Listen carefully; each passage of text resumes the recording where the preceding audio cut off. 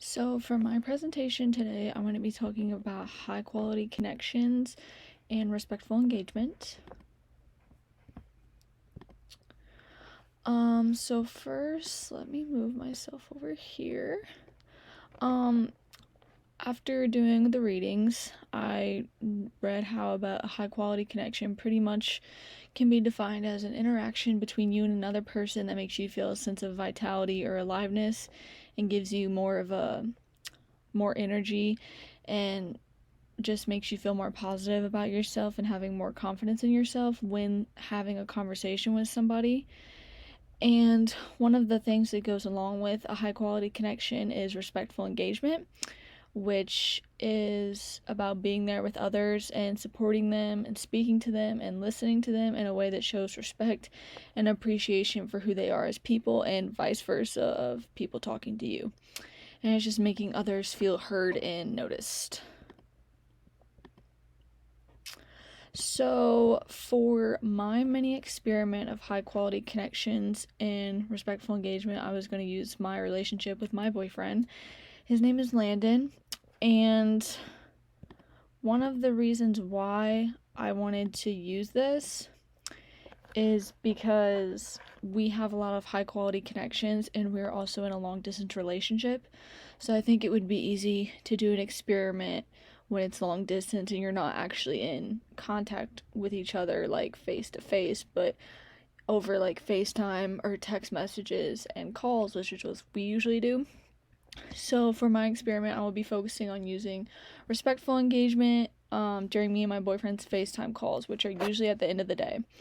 And I hope to gain from this, or to know that like the power of listening is very important when it comes to long distance, especially because long distance relationships and relationships that aren't long distance are two completely different things, and I've learned that from experience. And just being able to communicate in general is a big key when it comes to being in a long distance relationship. And also knowing that you are hearing and listening to each other and making each other feel heard and seen. One problem long distance has on me in my relationship with Landon would be getting caught up in our everyday lives and not leaving enough time to focus on each other and listening to each other. He is a full time contractor, and I obviously go to school along with an internship and working. So we don't really have a lot of time, which is why we usually talk at the end of the day.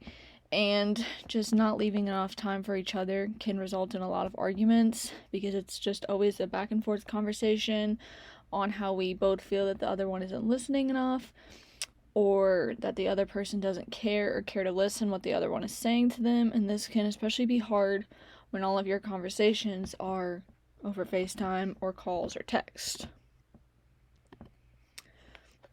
So, in order to implement this mini experiment, I plan to talk to Landon about how we can improve on being more active and listening to each other's conversations, especially over FaceTime. And I plan to talk to him about this before actually doing the experiment, so we're both aware of what the experiment is and how we're both acting about it. And I plan to also be more conscious of how I am reacting when he is talking to me and telling me about his day and what he is doing, and I hope he responds the same way, and making sure that I am responding to what he is saying and being engaged in the conversation and not being distracted while being on my phone, because FaceTime is on your phone. And hoping that my partner also tries to engage in this conversation that we are having, so it's not one-sided. I'm just the one talking and doing all of the work and he's still not engaging how he should be, or else this experiment will not be successful. The outcomes I hope to come out of this mini experiment would be being able to effectively communicate with him without feeling like he isn't listening to me, and also vice versa, and knowing that I am being seen and heard and listened to by my partner. And I hope this makes our relationship grow and makes the long distance more bearable and easier. I started this experiment just the other day on FaceTime about asking him, like, to be more open to respectful engagement and being more present in the conversation with each other, because a lot of the times we're doing other things and just not really listening to what the other one is saying. So the following night, we took turns talking about each other's day at work and school like we usually do. But I noticed I did stay off other apps on my phone and was actually giving 100% of my attention to him, because usually I'm like scrolling on Facebook or Instagram or something, and this time I didn't do that. I also noticed that I just didn't respond with one-word answers like or yeah, and I actually engaged in the conversation and asked him questions. And when it was my turn to speak about work and school, I noticed that my partner also engaged more in the conversation. He actually was doing stuff while we were on the phone, but he definitely was listening, and I could tell that he was responding to the conversation well. One insight I think I gained from this interaction would be that I gained a deeper understanding of what it feels like to be seen and heard from a different level. And me and my partner always talk on the phone, but being aware that we were using respectful engagement, it just really helped boost my confidence, and I think that it did his too after we talked about it. And I think we both met our objectives because we both communicated effectively with each other, and there were no one-word answers, like I said, just responding with yeah or just yes or no. And we both effectively listened to what the other one was saying and responded respectfully to make sure that each person felt heard. One insight I gained from this experiment would be that listening is a big part of relationships. Even if it's long distance or not, it's still a really big part, as well as communication. And I learned this from the TED Talk called The Power of Listening, which pretty much just explained that listening can have a huge impact on the person who you are talking to or who is talking to you. And people can gain a lot of confidence from this and feel a lot better about themselves knowing that someone is listening to what they're saying and that that person is actually caring about talking to that other person.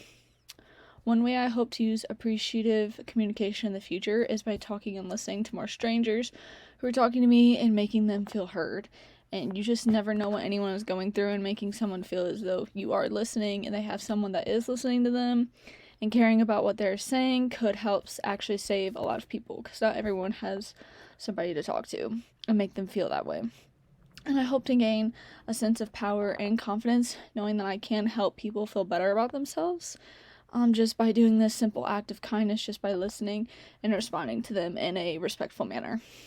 And this approach compares to the feedback loop and the appreciative inquiry mini experiment, because I'm using the discover, dream, design, and destiny approach, which is just I am discovering something that I want to fix about myself to help others and dreaming about what I could do to make this happen, as well as designing how to achieve this goal and making it my destiny to use this approach more in the future and have a positive impact on the lives of others.